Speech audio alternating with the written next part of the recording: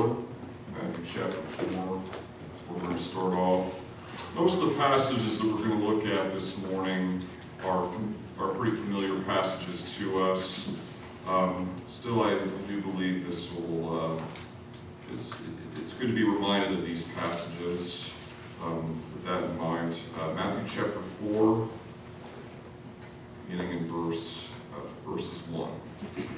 Matthew chapter 4, verses 1.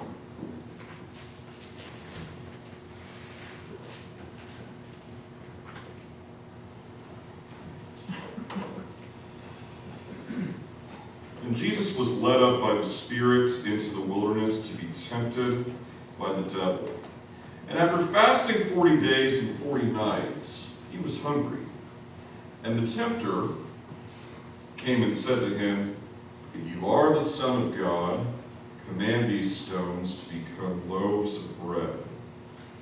The answer, "It is written, man shall not live by bread alone, but by every word that comes from the mouth of God."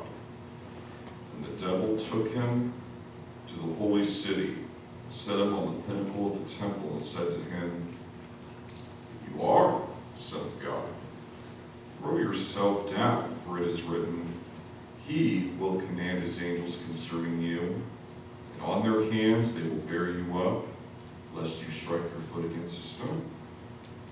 Jesus said to him, "Again, it is written, you shall not put the Lord your God to the test." Again, the devil took him to a very high mountain and showed him all the kingdoms of the world and their glory. And he said to him, "All these I will give you if you will fall down and worship me."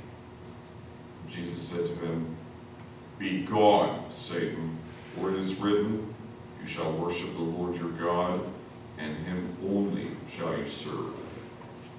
Then the devil left him, and behold, angels came and were ministering to him. Again, this is a familiar passage for most of us.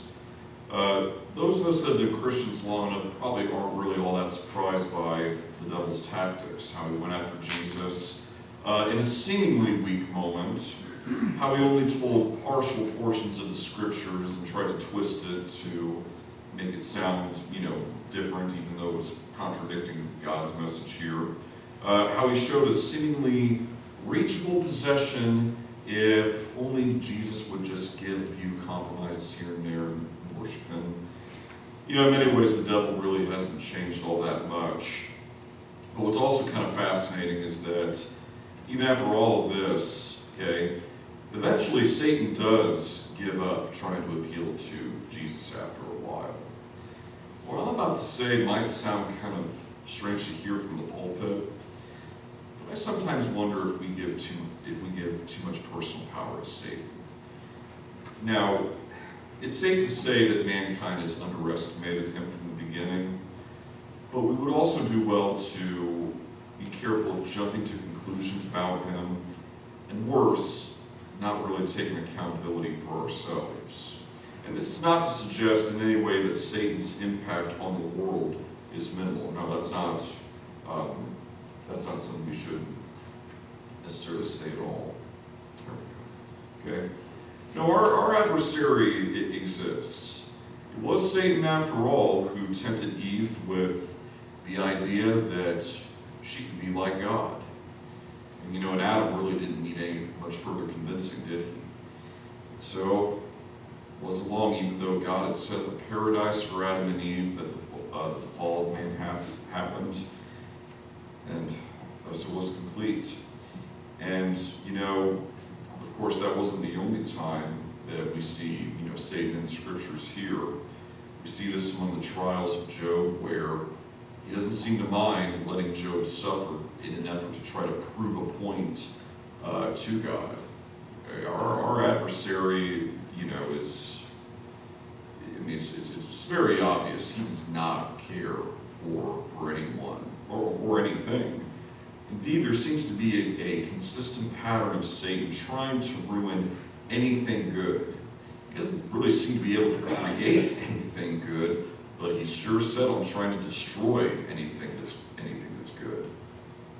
So, yes, our adversary exists, It's not something that we can shy away from. We certainly can't ignore Satan, but the reality is that you don't have to look very far in the scriptures to see how mankind has brought a lot of its problems on itself. We read all throughout the scriptures that there have been instances of bad choices, bad consequences, and yet it's never really implied that they were forced to do these evil things. You would think after the first generation of mankind, okay, Adam and Eve were there, they experienced this, okay, you would think their children would be a little more proactive in not making the same mistakes. Well, in just the second generation of mankind, we have a man who murders his own brother out of jealousy. And by the way, he was warned by God about this, was he not? And all throughout the scriptures, God gives warning after warning to characters of what's going to happen, okay, if they allow their selfish needs to overtake them, and yet happens all too often where they suffer the consequences for it. And indeed, as so often is the case with humans, we do let our internal struggles lead us to sin. If you would open your Bibles to James chapter 1 now, beginning in verse 13. James chapter 1, verse 13. Again, a pretty familiar passage to us, but all the same. Okay, an important one. James 1, verse 13. Let no one say when he is tempted, I am tempted by God.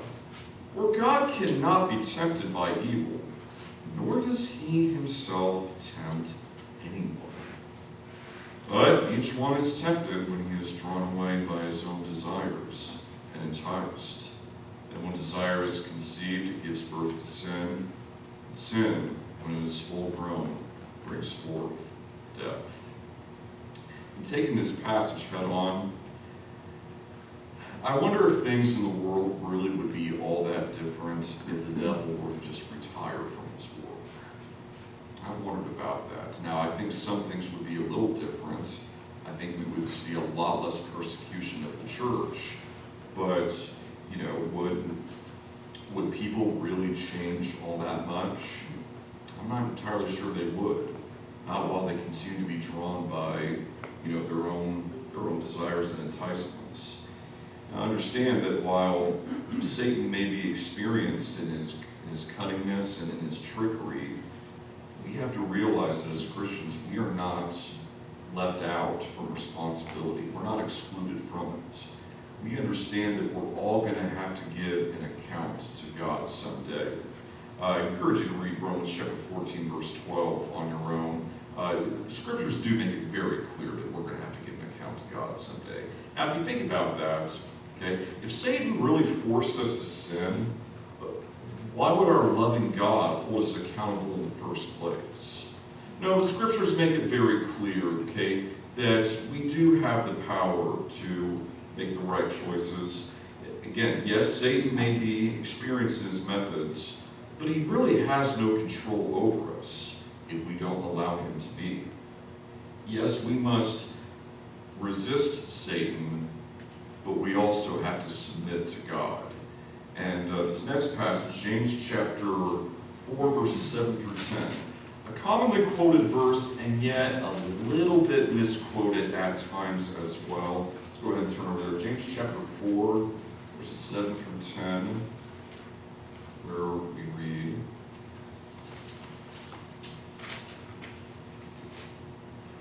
Therefore, submit to God. Resist the devil, and he will flee from you. Draw near to God, and he will draw near to you. Cleanse your hands, you sinners. Purify your hearts, you double-minded. Lament, mourn, weep.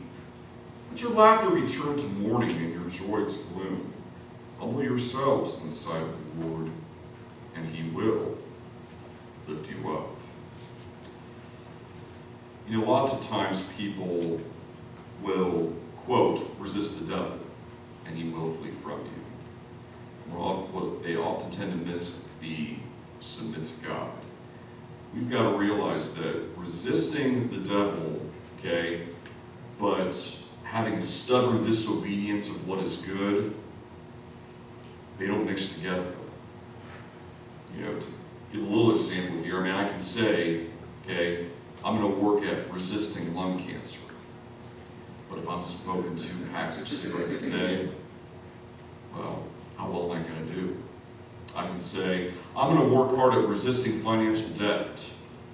But if my favorite catchphrase is, charge the credit card, please, well, again, there's got to be an obedience to what is good. In this case, okay, resisting the devil also has to go with submitting to God at the same time. We also have to be strong in the Lord. Now, I know this is something that we say a lot. Might even tell a brother or sister during hard times, just be strong. What does that really mean exactly? I think we do well to turn to Ephesians chapter 6. I imagine for some of you this passage has probably been on your mind with that. Okay? We don't want to minimize the fact that we are in a war with Satan. Ephesians chapter 4. No, Ephesians 6. Ephesians 6. Verse 10, finally, my brethren, be strong in the Lord and in the power of his might. Put on the whole armor of God, that you may be able to stand against the wiles of the devil. For we do not wrestle against flesh and blood, but against principalities, against powers, against the rulers of the darkness of this age, against spiritual hosts of wickedness in the heavenly places. Therefore, take up the whole armor of God, that you may be able to withstand in that evil day, and having done all, to stand. Stand therefore, having girded your waist with truth, having put on the breastplate of righteousness, having shod your feet with the preparation of the gospel of peace, above all, taking the shield of faith, with which you will be able to quench all the fiery darts of the wicked one. And take the helmet of salvation and the sword of the Spirit, which is the word of God, praying always with all prayer and supplication in the Spirit, being watchful to this end with all perseverance and supplication for all the saints, and for me that utterance may be given to me, that I may open my mouth boldly to make known the mystery of the gospel, which I am an ambassador in chains, that in it I may speak boldly as I ought to speak. You know, when you really look at this passage, the armor immediately sets the Christian apart from the world. You know, as you know, with the belt of truth. Okay, understand as also as John 8:44 says that Satan is the father of lies. Okay, you think about the breastplate of righteousness. Okay, not righteousness of men. Okay, but the righteousness of God. And then think about the shield of faith. Okay, you know, Satan can cause a lot of doubt and dismay all he wants. Okay, we understand that against the shield of faith, it's going to be ineffective. And there's a lot more that we could discuss regarding the armor of God. But in short, okay, we need to recognize that yes, we are in a war. Okay, and yes, that while we're in the war, we need to have our armor on and ready, okay, and repaired when necessary. We're talking about this in a figurative sense. But we've also got to recognize as well that we're already on the winning side.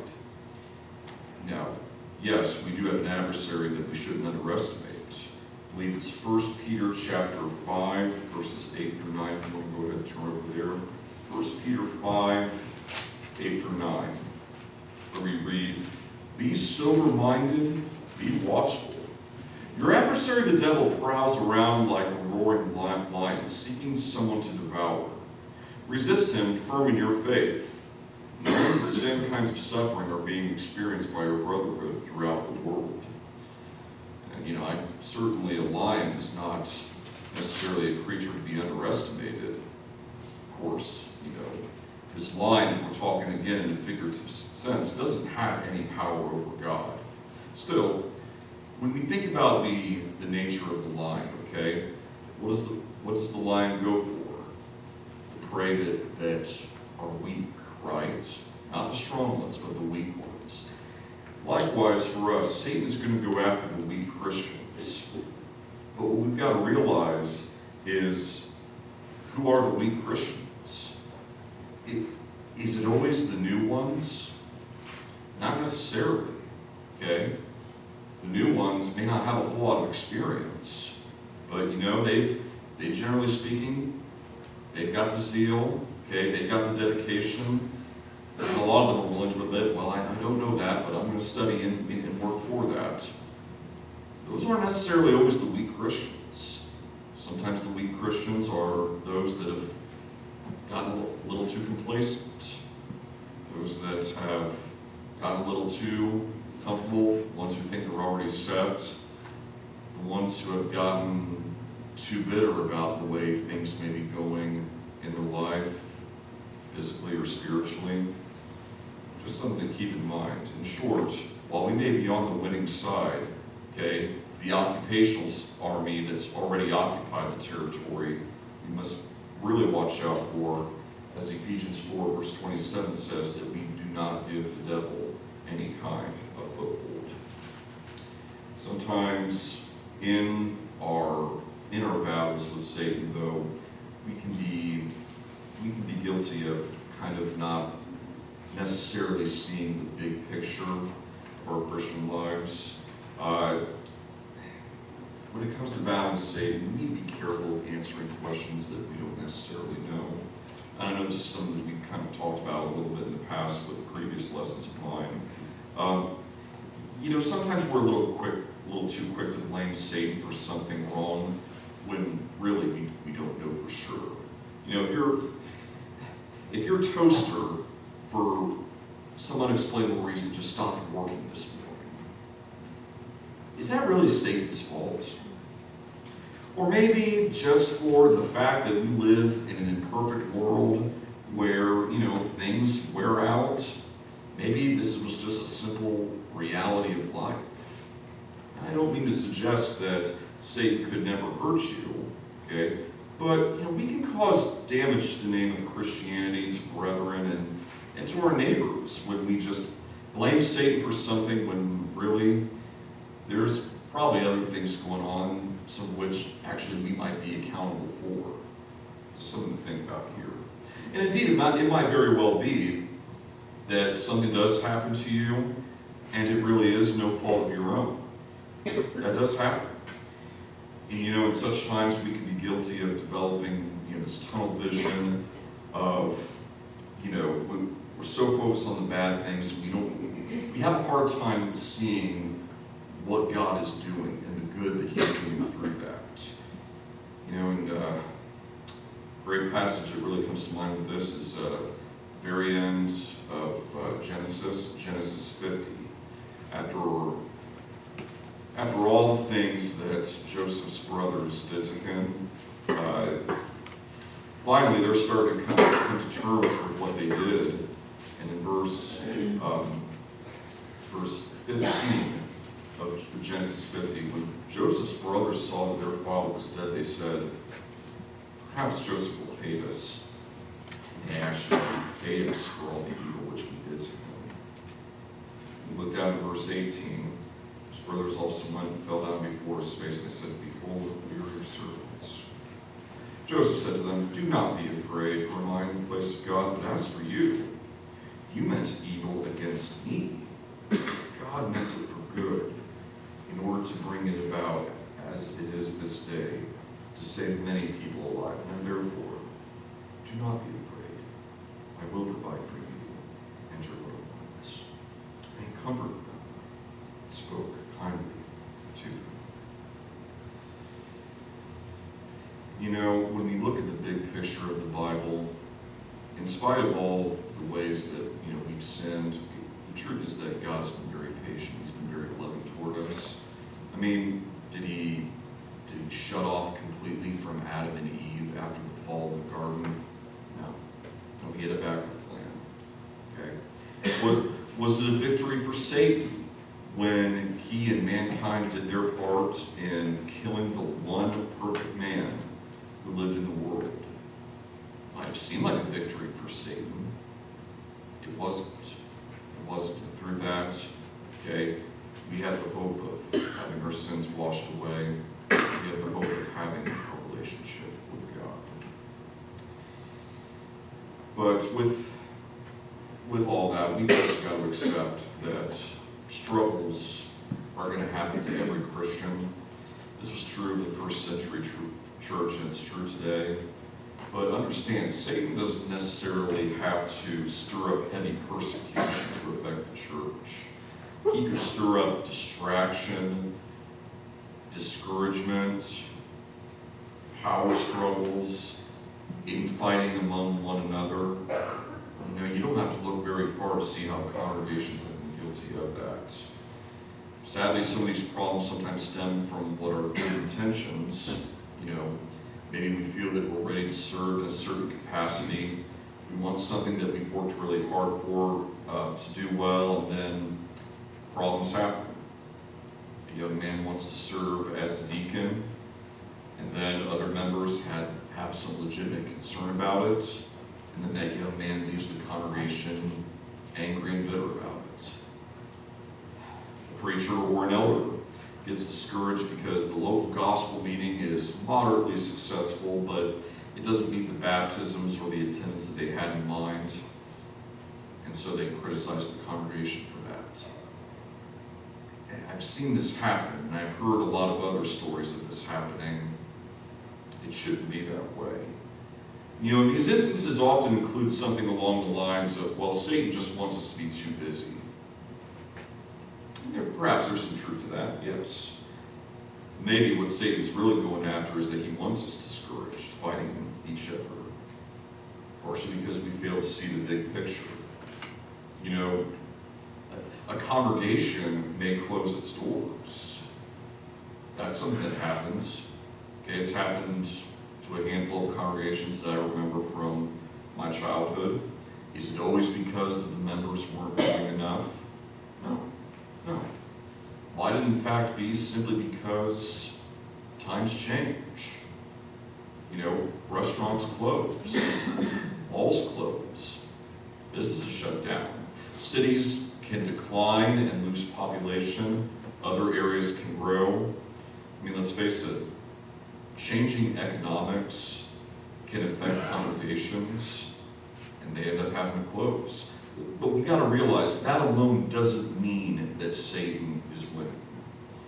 And I recognize that, when that happens, that, we might say in theory, the church is the people, not the building. But, when we've been in a building for a long time, and we've built a lot of memories there, I understand there's real emotions that go on, okay? But we must never forget the big picture of Christianity and what it's all about. And I think a good passage for us in connecting all of this is in Revelation 7. Where we read Revelations 3, verses 7 through 13. And to the angel of the church in Philadelphia write, the words of the Holy One, the true one who has the key of David, who opens and no one will shut, who shuts and no one opens. I know your works. Behold, I have set before you an open door, which no one is able to shut. I know that you have but little power, and yet you have kept my word and have not denied my name. Behold, I will make those of the synagogue of Satan who say that they are Jews and are not, but lie. Behold, I will make them come and bow down before your feet, and they will learn that I have loved you. Because you have kept my word about patient endurance, I will keep you from the hour of trial that is coming on the whole world to try those who dwell on the earth. I am coming soon. Hold fast to what you have so that no one may seize your crown. The one who conquers, I will make him a pillar in the temple of my God. Never shall he go out of it. I will write on him the name of my God and the name of the city of my God, the new Jerusalem which comes down from my God out of heaven, and my own new name. He who has an ear, let him hear what the Spirit says to the churches. So we see this letter was written to the church of Philadelphia, who, despite their struggles, were doing the best that they could. God was making it very clear that he hadn't forgotten them, he hadn't left them behind, that their work would be noticed. Now, I think it's safe to say today, the congregation of Philadelphia doesn't exist anymore. But far be it to say that their impact wasn't vain. In our moments of weakness and discouragement, let's not forget that God too will remember the works we did, regardless, okay, of the future of any congregation, okay, regardless of how worn we might have been. You know, sometimes perhaps we get so worn out because our work ethic spiritually isn't sustainable. Maybe we need to change up our understanding about some issues. Oh yes, we need to hold fast to the scriptures, but perhaps, as we kind of talked about in our Bible study this morning, perhaps we need to undo some misconceptions about God. You know, sometimes we talk about, having a clean state when we arise out of the waters of baptism. And I don't think that's a bad thing to say at all, no. But sometimes I wonder if we confuse some believers and newer Christians with this idea that you're an entirely new being, that you don't struggle with certain sins ever again. No, you're still going to be tempted. Does that mean the power of the gospel is ineffective? No. But it does mean that we have to actively work at reshaping ourselves. Not just on a one-time basis, okay, but in a consistent manner. I think Ecclesiastes 10 verse 10 does a really good job of explaining this.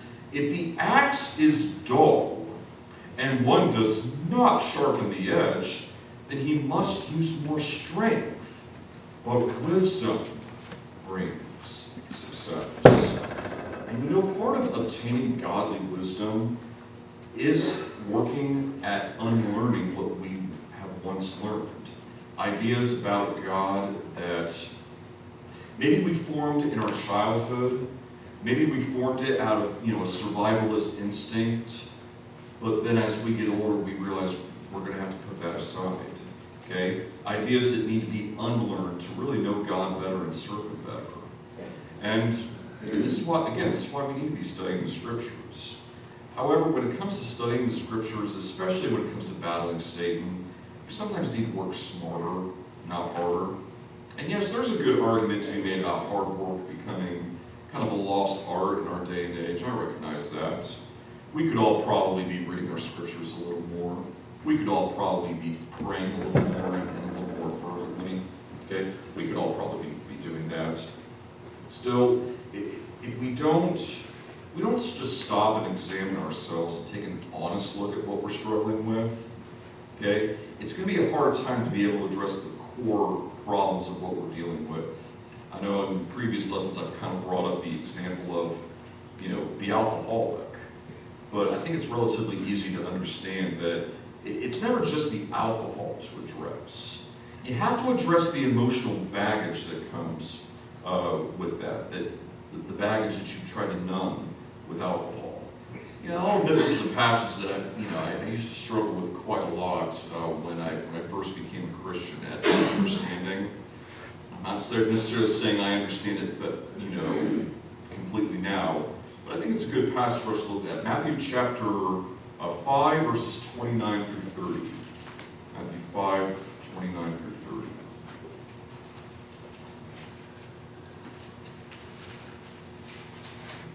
If your right eye causes you to sin, pluck it out. Cast it from you, for it is more profitable for you that one of your members perish than for your whole body to be cast into hell. And if your right hand causes you to sin, cut it off. Cast it from you, for it is more profitable for you that one of your members perish than for your whole body to be cast into hell. Again, you have to address the core issues, okay? Be willing to cut it off, whatever it is that may be holding you back from something. I'll give you an example. It's kind of embarrassing for me, but hope no one gets too offended by this, but I I'm a big New York Yankees fan, okay? And this last World Series was a disappointment, to say the least. They were playing the Dodgers. Dodgers fairly won the series. But in watching Game 1, which had been a tough fight up until the 9th inning, and because of a couple of really avoidable errors, a really ugly loss for the Yankees, well, I won't deny it. I got mad, and I got a little too into the game, and out of frustration, I said a lot of words that I should not have said out loud. I mean, just because I was by myself watching this, that doesn't excuse me. And so I realized, you know what? I got too involved in this, and that's not to say I will never ever watch a game again. Okay, but I decided, you know what? I'm not going to watch the rest of the series. And you know what? Maybe for your situation, okay, if there's something, okay, that's, I mean, I could blame the Dodgers, I could blame the Yankees, I could blame the networks. I mean, I could even blame State on that if I want to. No, that's on me. And I've got to work and do whatever I can, okay, to not let that get to me. And so, and whatever is the case for any of us, okay, we need to be willing, if there's something truly hindering us from serving God, cut it off. And I know that's easier said than done, I do. But it isn't something that we should shy away from either. As we start to wrap this down, just some closing thoughts for us to think about. It's going to seem like a silly question, but do our actions really show confidence in God? Here's what I mean by that. Do we say that we have confidence in God?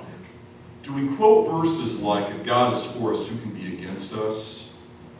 But then our actions show that we're terrified of Satan to the point that we lose sleep over our children's future, that we lose sleep over the church's future, our country's future, where we barely have any happy moment in our Christian lives out of fear of what Satan might do, where we just can't experience simply the joy of being free in Christ. Just something to think about here. And I understand there are times when Christians that have truly been worn in battle, I mean, they're not smiling at all when they show up to services because they're tired of just getting to services. What was enough of a struggle. We've all probably been there at some point. I know I have. And you know when that does happen, I hope we're going to be there for that brother or sister when that happens. Discouragement is real. It's going to happen. But I do think there are times there are brethren who have given, again, too much personal power to Satan, and they fail to really understand the security of being God's child. And through our paranoia of what Satan could do, we can all too easily lack empathy for sinners. Yes, we need to hate sin, and yes, there are some truly evil people in our world. I don't think it's necessarily wrong to ask God for justice for such in those situations. But most people that we interact with aren't deliberate soldiers of Satan. They're just lost. And our compassion for such shouldn't be lacking, especially considering that, we were once among the lost too. And this may all sound nice in the place of worship, but do we really have that same concern for sinners in our daily lives? Or are we making some really crude jokes about such people on social media? Just something to think about there. And this last question may be a pretty uncomfortable one, but we've got to be willing to ask ourselves honestly if we will really serve God even if we don't get exactly what we want in life. Yes, as we've seen, Satan might very well resort to showing you a seemingly abundant life if you just make a little compromise here and there. Yes, that happens. But as we also saw with Job, we too need to be willing to serve God regardless of what sacrifices we might need to make. Satan was basically accusing God that Job was only serving him for other reasons. You're only serving him because he's only serving you because he's got possessions, he's got wealth. And sure enough, when Job's possessions and wealth was taken away, he still served God. Could that be said about us today? And then Job lost his family. I know family's a big deal, among Christians. We would love to perhaps have a family of our own, or a family where, we're all Christians. Yeah, we'd like that. But if that wasn't the case, well, as we saw with Job, he still served God, even when his family was taken away. Could that be said of us today? And then later, Job's health is taken away, still serves God.